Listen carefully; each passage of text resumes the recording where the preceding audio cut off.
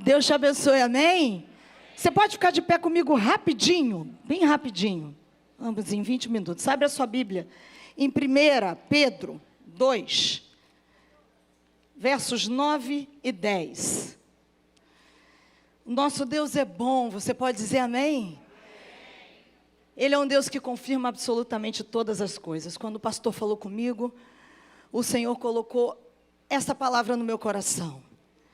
1 Pedro 2, 9 e 10 diz assim: vocês, porém, são geração eleita, sacerdócio real, nação santa, povo exclusivo de Deus. Para quê? Para anunciar as grandezas daquele que os chamou das trevas para a sua maravilhosa luz. Antes, vocês e eu nem sequer eram povo, mas agora são povo de Deus. Não haviam recebido misericórdia, mas agora a receberam. Feche seus olhos de novo comigo rapidamente, Senhor. Fala aquilo que precisamos. Transforma-nos e molda-nos para o louvor da Tua glória, em nome de Jesus. Amém. O Espírito Santo está movimentando todas as coisas. E o tema que ele colocou no meu coração, assim que o pastor falou na semana passada, é: somos a igreja. Você é a igreja. Eu tenho descoberto que esse negócio de falar, eu também não gostava muito não, mas isso é didático. Então não vou fazer isso muitas vezes não, mas vira para quem está do teu lado e diz assim: nós somos a igreja. Nós somos a igreja. Vira para o outro lado, que geralmente você fala para um lado e ignora o outro, né? Fala para quem você ignorou agora: somos a igreja. Nós somos a igreja.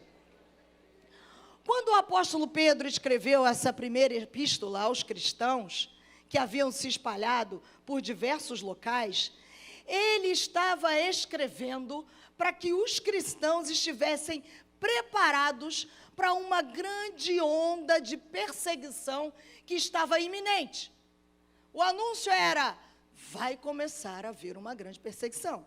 Então o apóstolo Pedro começa a escrever essa primeira carta dele aos cristãos, separados naquele momento.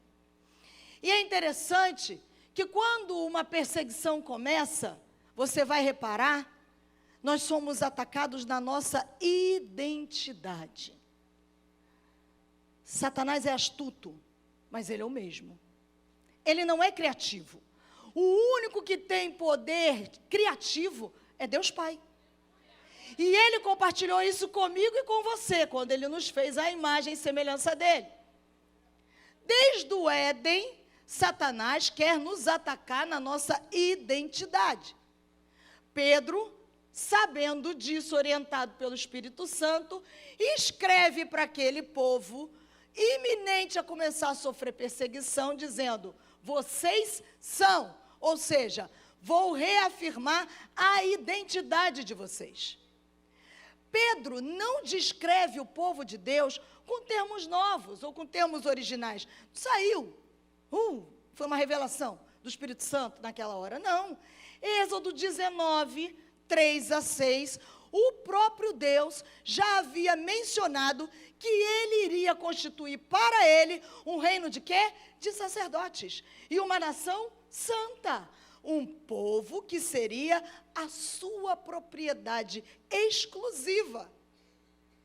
E nesse mesmo capítulo de Êxodo, aponta que esse povo seria o Israel eleito por Deus.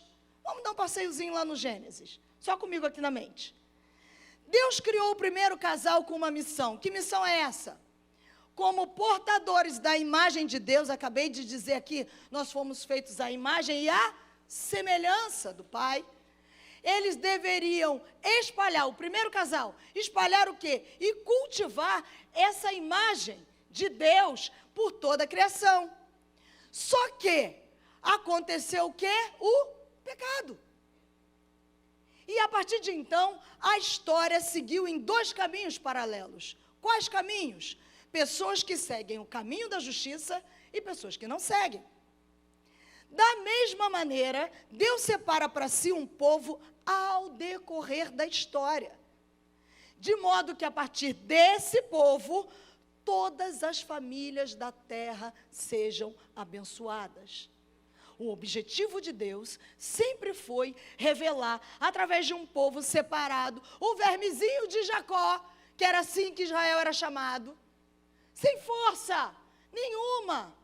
Israel desse tamanho, vencia guerras contra povos enormes e poderosos, exércitos poderosíssimos, porque não era para ser na força de Israel, era para revelar aquele povo que há um Deus no céu. Esse sempre foi o objetivo. E dessa maneira Deus vai separando para si um povo ao decorrer da história, e eu e você fazemos parte desse povo, para que as famílias sejam abençoadas. Esse é o estado do mundo até que tudo seja feito novo, rumo a um novo céu, rumo a uma nova terra. Por isso nós celebramos aqui a ceia, de maneira que se relembre a mim e a você, que nós somos uma nação santa, um povo escolhido, separado, comprado a preço de sangue, para glorificar o nome do Senhor. Lá atrás, como eu disse aqui a princípio, Deus escolheu um povo, marcado por uma linhagem, pelo sangue, o povo judeu. Só que esse tipo de linhagem não foi definitivo. Jesus veio.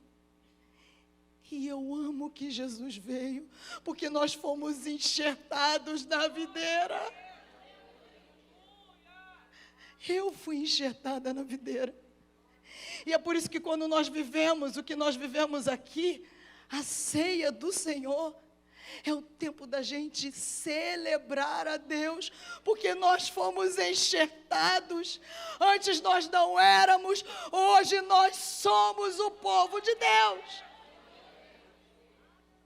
Com um objetivo: para que todas as famílias da terra sejam abençoadas. Esse é um resumo da história da redenção, que ainda não terminou. Essa história só vai terminar na consumação, quando Jesus voltar em glória e reunir todo o seu povo. Até lá, a gente volta para 1 Pedro, porque nós temos uma missão. A gente percebe que Pedro se utiliza de vários textos do Antigo Testamento para basear o seu argumento. Isaías 43:20 é um desses textos. Isaías, por exemplo, falou ao povo de Israel, aquele povo que estava peregrinando e aguardando o retorno para onde? Para onde, gente? Valendo chocolate? Não vale, não trouxe. Estava esperando o retorno para sua casa, para Jerusalém, para a terra prometida. Pedro, de maneira paralela, também está falando a peregrinos. Quem são os peregrinos? Naquela época, os cristãos que estavam dispersos, na iminência de uma nova perseguição, de um início de uma perseguição. E hoje, essa carta de Pedro está falando a mim e a você, que somos peregrinos nesse mundo, aguardando o retorno do Senhor. Em 2 versículos, o apóstolo Pedro diz quem nós somos e qual é a nossa missão. Vamos lá. Primeira coisa que o apóstolo Pedro diz: nós somos a geração eleita. Pedro está mostrando a mim e a você que a gente pertence a um povo eleito pelo próprio Deus. Foi por amor, foi por graça. Nós fomos escolhidos para ser a igreja dele. Veja, qualquer crise de identidade pode ser resolvida com as palavras de Jesus, quais? João 15:16, não fostes vós que me escolhestes a mim, ao contrário, eu vos escolhi a vós outros. Ei, presta atenção hoje, você entrou aqui meio sem saber direito quem você é, deixa eu lhe falar, o Senhor escolheu você, você é uma geração eleita nele, desde antes da fundação do mundo. E Pedro continua, vocês são sacerdócio real. Veja, o sacerdote era o único que podia entrar na presença de Deus e mediar o pecado do povo. Pedro utiliza aqui o conceito de sacerdócio real, que estava presente lá no livro de Êxodo, que através de Moisés, Deus disse para Israel: vós sereis para mim um reino de sacerdotes e uma nação santa. Êxodo 19:6. Só que Israel fracassou nessa missão. Rejeitou o Messias. Mas hoje, todos aqueles que creem em Jesus como Filho de Deus, o Salvador enviado ao mundo, recebem o privilégio de serem sacerdotes reais. Você pode colocar a mão no seu peito e dizer assim: eu sou um sacerdote real? No judaísmo, o rei não era sacerdote, e um sacerdote não era rei. Mas Jesus, o Messias, é sacerdote e rei. Porque o sacerdócio de Jesus Cristo é superior. Ele é o sumo sacerdote. Zacarias profetizou sobre isso. Será revestido de glória, assentar-se-á no seu trono, e dominará, e será sacerdote no seu trono. Tá bom, Marcelo, e eu? O que tem a ver com isso? A boa notícia é que Ele fez você e eu como co-herdeiros com Ele, e nós nos tornamos sacerdócio real. Por isso eu e você temos o privilégio de entrar na presença do Senhor por intermédio dEle. Sabe o que isso significa? Você não precisa durante um ano ficar ali naquela preparação, e eu não preciso que o pastor Davi ou o pastor Denis amarrem uma corda na beira aqui, ó, da perna deles, entre com um sininho pendurado para sacrificar uma vez ao ano, para saber se os nossos pecados foram perdoados. Porque se o sacerdote não estivesse totalmente limpo, ele morreria. Por isso ele era amarrado aqui, ó, aqui na canela, com um cinto. Ele caía e o povo puxava, e devia ser uma tristeza, Claudemir, porque significava que os pecados do povo não estavam limpos para aquele ano, perdoados. Mas no terceiro dia, diz a Bíblia, que o véu do templo se rasgou de alto a baixo, e Ele deu a mim e a você o privilégio de entrar. Quando, Marcela? A hora que você quiser.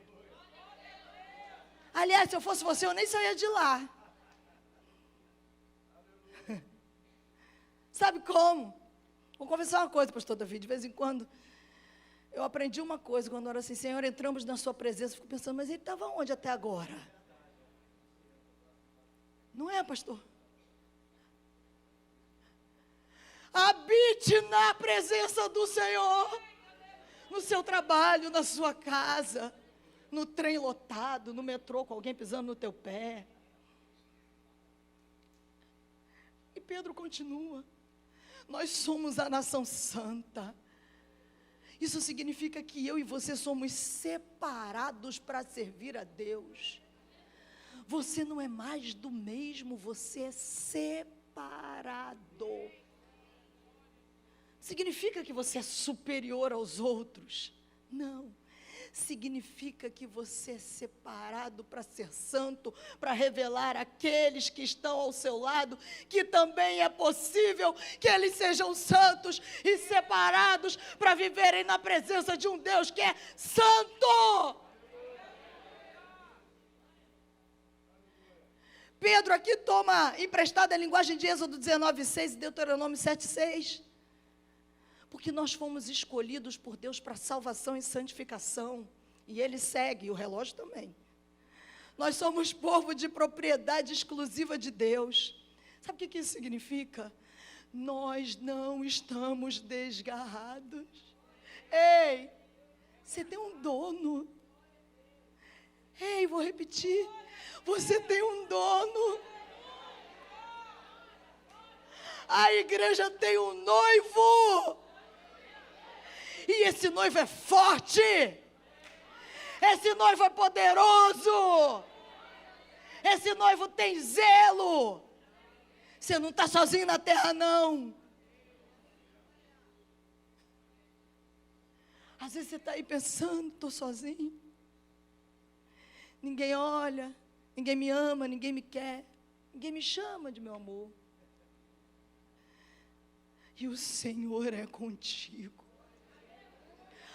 Povo de propriedade exclusiva de Deus. Ah, se a gente entendesse perfeitamente o que isso significa, e a gente se levantasse todos os dias de manhã, levanta da cama e diz: para quê? Para o seu marido, para sua esposa, para os seus filhos, para você passar por cima do seu chefe? Não, fala para o inferno ouvir. Dá licença, hein? O povo de propriedade exclusiva já está de pé, hein? Pode ir saindo da minha frente, hein? Ué? A Bíblia diz que Satanás anda ao derredor, rugindo como? Porque ele não é o leão, buscando a quem possa tragar. Num período de muita dificuldade emocional na minha vida, o Senhor me ensinou a levantar de manhã, dizer para o diabo assim, ó: aqui tu está ao derredor, né? Buscando a quem possa tragar, mas vou te dizer uma coisa: essa não serei eu. Se levanta e diga: não serei eu. Há um povo de propriedade exclusiva ficando de pé. Você é exclusivo dele. Você querendo ser exclusivo para aquela festa, para aquela sessão de cinema, quer ser VIP, você é VIP do Pai. Exclusivo dele. Sabe o que isso significa? Que ele não te divide com ninguém. E no verso 9, há uma expressão grega que transmite uma ideia de preservação. Seria algo como: eu preservo você para mim. Você imagina o pai dizendo hoje para você? Pode dizer o seu nome aí, fulano: eu preservo você para mim. Nilza, eu preservo você para mim. Raquel, eu preservo você para mim. É uma ação contínua de tomar posse daquilo que é dele. Nós não somos valiosos porque somos capazes. Somos valiosos porque a gente pertence a ele, Vivi. Porque ele é o nosso dono, Leandro. Ele pagou preço de sangue. Mas eu vou terminar. Isso é quem nós somos. E qual é a nossa missão? Depois de dizer quem nós somos, Pedro também fala sobre a missão que nós temos. E a nossa missão é anunciar as grandezas daquele que nos chamou das trevas para a sua maravilhosa luz. Só com a boca? Não, com a sua vida. Eu estava ali sentada, enquanto as crianças das CAC estavam aqui cantando, Regina. E quando veio a notícia falando ali para a Nilza, 2 dessas crianças, não das que estavam aqui, mas das que fizeram o vestibular, do Pantanal, do Amapá, passaram para a universidade. A gente tem que estar atento nas coisas que estão acontecendo. A minha mente é Fantástico Mundo de Bob, pastor Davi. O FRJ bacana, mas eu fico imaginando aquela que ganhou 100% de bolsa na PUC. Meu irmão, ela vai chegar na Gávea. De onde você é? Do Amapá, conhece? Qual Amapá? O estado? Não é Amapá. Duque de Caxias chegando na parada. Uma criança, que talvez, certamente quando entrou lá nas CAC, não tinha nenhuma perspectiva de vida e olhar para frente. Mas como a igreja que somos, levantados por Deus, para mostrar a elas que é um futuro, para mostrar a elas que é um Deus que não está morto. Ela nunca mais será a mesma. E nem todas as outras crianças que estão vendo isso. Vocês olharam nos olhinhos delas cantando sobre esperança?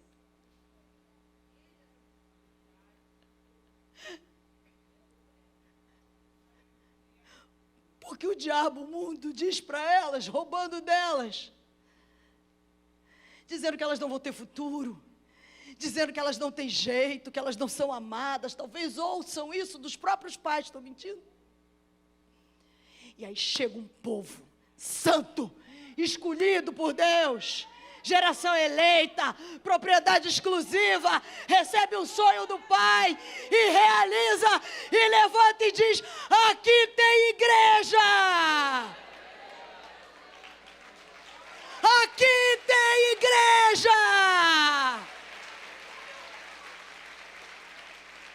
Você imagina quando esses quilos começarem a ser montados, e isso aqui chegar numa casa em que o pai e a mãe olham para os filhos e dizem: não tem mais nada.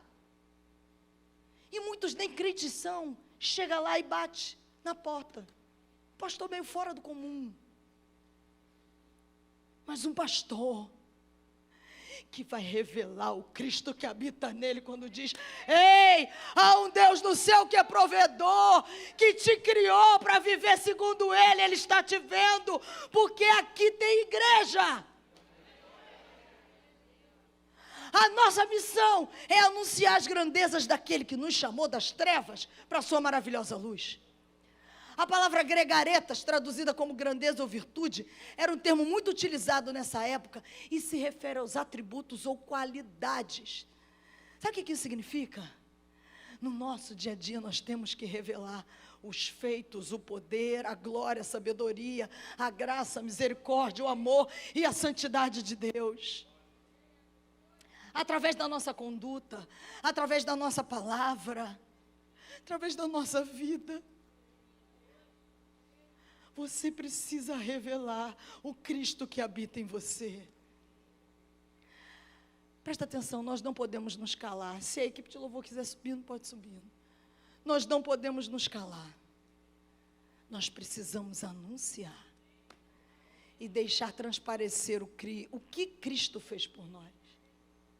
Na verdade, aquilo que Ele está fazendo como ato contínuo. Porque Ele vai nos moldando, porque a Bíblia diz que a vereda do justo é como a luz. Ela vai brilhando, brilhando até... Presta atenção, olha para mim.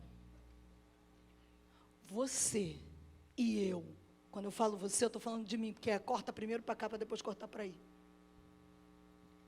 Tem a responsabilidade de ser um embaixador dos atributos do próprio Deus e de seus maravilhosos feitos.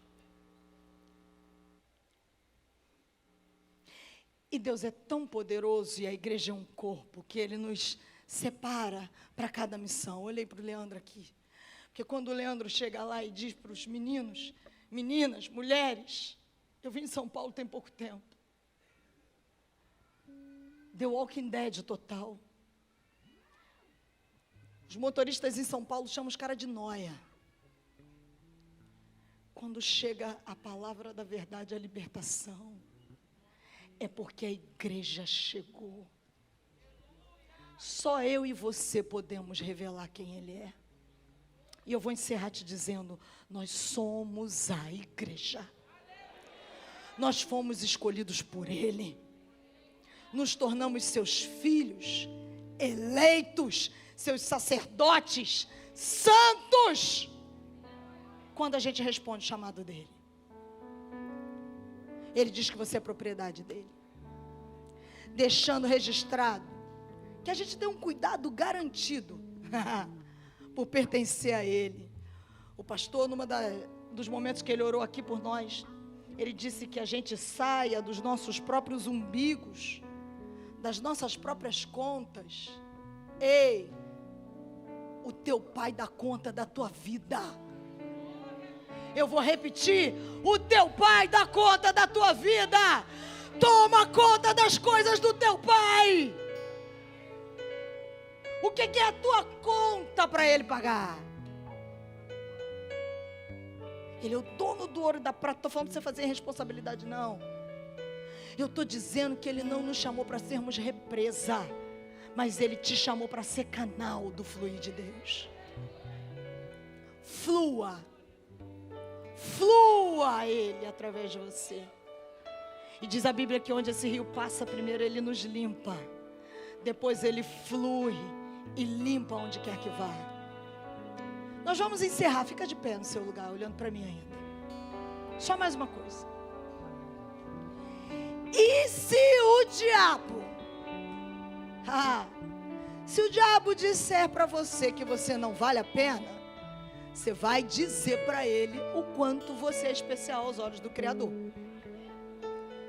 Se o diabo disser para você que você está sozinho, você vai dizer que, olha aqui, Satanás, Deus firmou uma aliança comigo e jamais vai me abandonar. Se o diabo diz que a sua vida não faz diferença, você vai dizer para ele aqui, ô capeta, o Senhor me tirou das trevas e hoje eu vivo na luz para iluminar o mundo. Se o diabo disser que a sua vida não tem propósito, você vai dizer para ele assim, vou te contar uma. Deus está contando comigo para desfazer as tuas obras aqui na terra. E eu estou indo para cima de você te arrebentar. Porque comigo vai um exército de anjos. A gente precisa entender, nós somos mais que vencedores em Cristo Jesus. Não vou ter problema nunca mais, Marcela. Não é isso. Eu gosto de dizer isso. Está lá o meu pai. Teve aqui, né, pastor? Estava em São Paulo. Faz tratamento de quimioterapia de 15 em 15 dias. Mas ele se levanta todo dia para desfazer as obras do diabo. Não são as circunstâncias que vão dominar você. Nós somos mais que vitoriosos em Cristo Jesus para viver acima das circunstâncias. Nós somos a igreja. E é por isso que essa oração eu queria fazer junto com você. Todos nós. Se o pastor me permitir. Porque esse é um chamado para todos nós. Nós estamos de pé. Há quem diga que a igreja falhou, mas a Bíblia diz que as portas do inferno não prevalecerão contra a igreja do Senhor. Nós somos a igreja. E é por isso que quando você cantar essa canção, mais uma vez, com a igreja, diz com vontade, somos a igreja. Meu irmão, sai da minha frente, Satanás. Eu sou a igreja, eu estou de pé. No Coliseu não parou, não vai parar, leãozinho, vira gatinho, bichano. E ainda que a gente morra por ele, Apocalipse fala que lá debaixo do altar há vozes de santos que morreram por ele e não disseram que não. E ele vai se levantar. Senhor, nesta manhã em que celebramos a tua ressurreição, nós somos a tua igreja. Reafirma a tua identidade em nós. Aqui não há lugar para confusões. Perdidos, nós somos a tua igreja. Homens, mulheres, senhores, senhoras, crianças, adolescentes e jovens, alcançados pelo teu poder, para viver nessa terra, levando a verdade de quem o Senhor é.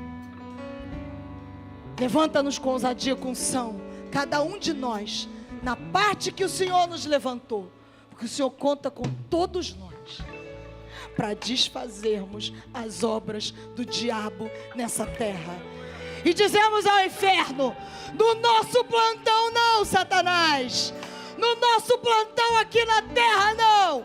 Nós te repreendemos em nome de Jesus e declaramos que viveremos para declarar a glória e a grandeza do Senhor, porque nós somos a igreja e nós estamos de pé.